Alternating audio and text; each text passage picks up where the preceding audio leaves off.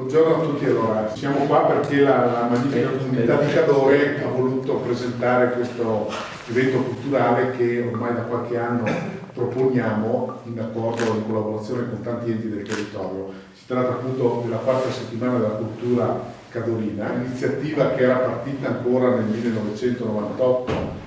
con la promozione del Ministero dei Beni Culturali, che era sospeso questa iniziativa. Abbiamo voluto noi però portarla avanti proprio perché già da qualche anno vedevamo che era una cosa molto utile sia per far conoscere il territorio esternamente, sia per far conoscere anche internamente ai nostri cadorini quelli che sono le peculiarità, i tesori, le ricchezze che tanti non sappiamo neanche che ci sono effettivamente. Infatti non la facciamo durante il periodo estivo, ma la facciamo prima, quasi in preparazione anche per far conoscere e perché poi i nostri cadorini sappiano anche presentarsi verso l'esterno con quelle che sono appunto queste particolarità.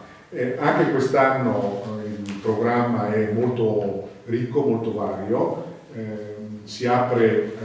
il sabato 7 di maggio e poi continua appunto fino al 15. Per il secondo anno la facciamo in contemporanea con la settimana della cultura friulana promossa dalla Società Filologica Friulana, e proprio con loro faremo uno degli eventi diciamo più significativi, perché il mercoledì 11 maggio a San Vito di Cadore ci sarà un convegno dal titolo L'educazione al patrimonio culturale, il ruolo dei musei, dove abbiamo voluto appunto fare un confronto prima di tutto fra l'esperienza della rete museale Cadore Dolomiti, di cui la Magnifica è capofila, e invece la rete museale che hanno in Friuli, in particolare in Carnia. E poi abbiamo voluto declinare questa cosa da una parte nei confronti delle scuole superiori. Infatti la sessione del mattino sarà dedicata proprio alla scuola, appunto per vedere il ruolo dei musei anche nei confronti della scuola e questo concetto dell'educazione al patrimonio culturale come può essere declinato in accordo con gli istituti scolastici. E poi anche per parlare in questa sede della novità che c'è dell'alternanza scuola-lavoro, perché anche i musei possono essere un luogo utile, un'istituzione utile perché gli studenti possano assolvere a questo obbligo che hanno adesso delle 200 ore di formazione e di attività esterna. Invece al pomeriggio abbiamo coinvolto le attività turistico-ricettive, in generale quelle che sul territorio fanno attività appunto legate al turismo, perché crediamo che la cultura, in particolare questo è il tema del convegno, i musei siano un volano anche per quanto riguarda queste attività, e quindi vorremmo creare un maggior collegamento anche con loro, e presenteremo alcuni dati sulla gestione della nostra rete, ma lo stesso farà la Società Filologica Friulana per quanto riguarda il Friuli, e altri insomma, aspetti che possono in qualche modo mettere in collegamento questi due mondi. Il resto delle attività sono tantissime, e cito in particolare che abbiamo voluto invitare proprio i musei della rete museale a proporre alcune attività rivolte alla commemorazione del centenario della Grande Guerra. È un tema, tutti i 9 musei della rete proporranno qualcosa, lo trovate nell'elenco, una sera qua, un pomeriggio di là, insomma ci sono diverse attività di questo tipo. Un altro avvenimento importante che mi pare il caso di ricordare è la presentazione del restauro della Palla Genova, un'opera molto bella che è conservata nella chiesa arcidiaconale di Pieve di Cadore, che aveva necessità di essere appunto restaurata, e grazie all'apporto di un privato si è riusciti a portare a termine questo intervento. Ci si troverà il pomeriggio di sabato 14 maggio. In questa iniziativa è coinvolta anche la Fondazione Tiziano Cadore, che ha curato appunto tutto l'evento della presentazione. Mi piace ricordare sempre per questo aspetto del collegamento con le scuole la partecipazione del Liceo Scientifico Fermi di Pieve di Cadore in uno spettacolo sulla Grande Guerra, che è in programma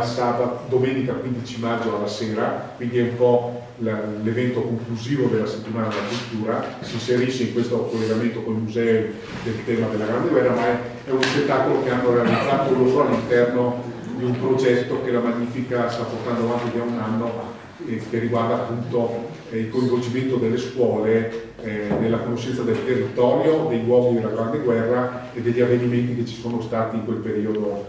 in Cadore. Ecco. Il programma lo trovate, è possibile trovarlo anche sul sito internet della Magnifica. Noi abbiamo fatto una locandina, ma naturalmente non contiene tutto quello che è possibile, cioè tutto quello che è stato organizzato, ma solo le cose più significative, mentre tutte le aperture per le visite guidate o quant'altro di alcune chiese, di alcuni luoghi che non sempre sono aperti durante l'anno, li trovate elencati appunto nel dépliant e nel sito internet della Magnifica Comunità. Mi piace ricordare che quest'anno abbiamo avuto la collaborazione anche di Ascom Belluno, che ha coinvolto alcuni degli operatori, in particolare degli ristoratori, ma lo spiegherà meglio naturalmente il Presidente, in questa settimana con una proposta che ha voluto farci, che abbiamo accolto ben volentieri. Ecco, io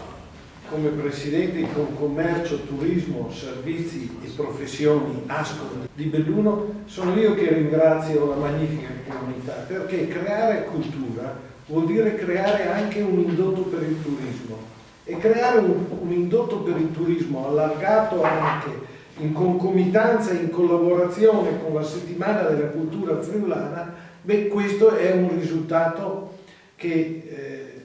veramente un grazie alla Magnifica Comunità. Noi come Ascom siamo fortemente legati a tutto quello che è cultura, perché ci deve essere un motivo per venire sui nostri territori a visitarli, e il motivo può essere un motivo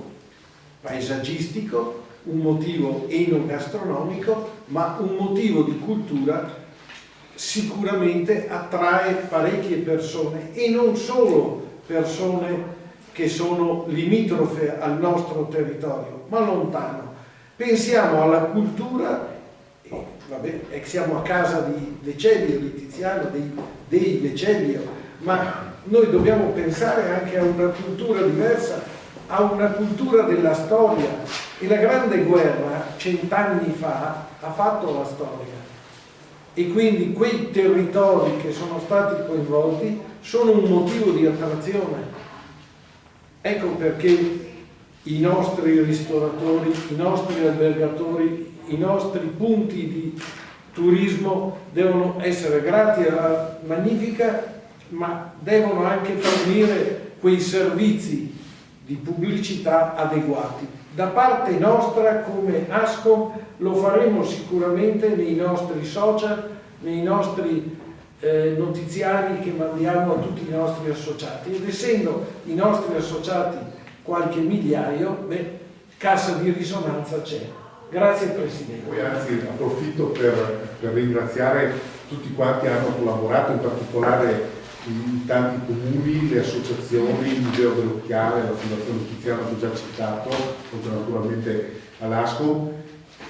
e quant'altri insomma hanno partecipato insieme a noi. Se trovate sul manifesto anche qua una serie di loghi che appunto richiamano tutti i collaboratori della settimana. Credo sia importante perché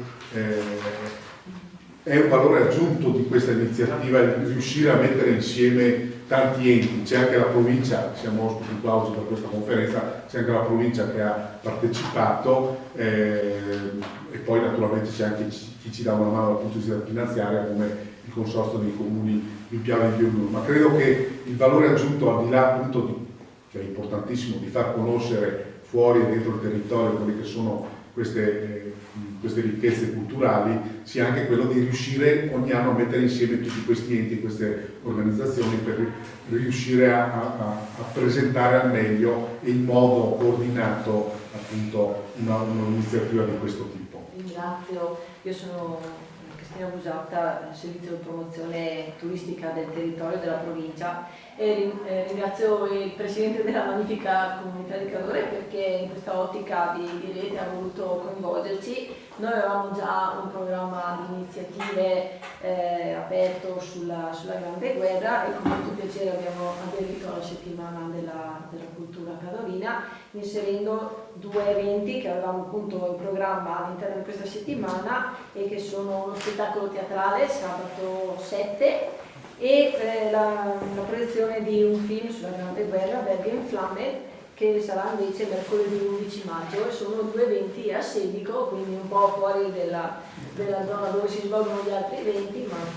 con molto piacere insomma ci siamo uniti. Più o meno per avere qualche numero sul... Io posso dirtelo direttamente sui musei che seguiamo a Pieve di Cadore e abbiamo avuto circa in una settimana sulle 350-400 presenze l'anno scorso e per essere in maggio sono numeri diciamo alti. Questo è uno dei 22 punti insomma, dove si tiene la settimana. Sicuramente gli eventi forti c'è la Pala Genova, convegno sulle presentazioni delle lettere di De Bon. I gruppi archeologici ci danno una grossa mano nel divulgare queste nuove ricerche. Poi noi quest'anno puntiamo molto sul convegno che facciamo a San Benedetto. Dobbiamo confrontarci con altre realtà museali piccole come le nostre, che hanno negli anni realizzato una rete importante. Abbiamo già un'ottantina di conferme, diciamo, di studenti che parteciperanno la mattina. Il pomeriggio spero anche con l'aiuto di Confcommercio di avere una partecipazione degli operatori turistici, che è fondamentale, perché si crea una sinergia nel territorio. Ma anche tanti, come dicevate, cadorini che riscoprono aspetti che non conoscono del territorio.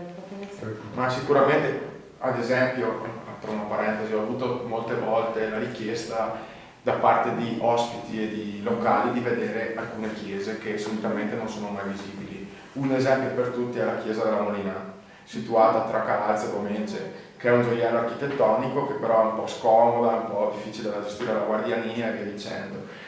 In questo caso il Comune di Domenge si è impegnato ad aprirla tutta la settimana. Diciamo che è un po' l'evento di apertura di una stagione museale, culturale, che poi continua in maniera ininterrotta fino a ottobre praticamente.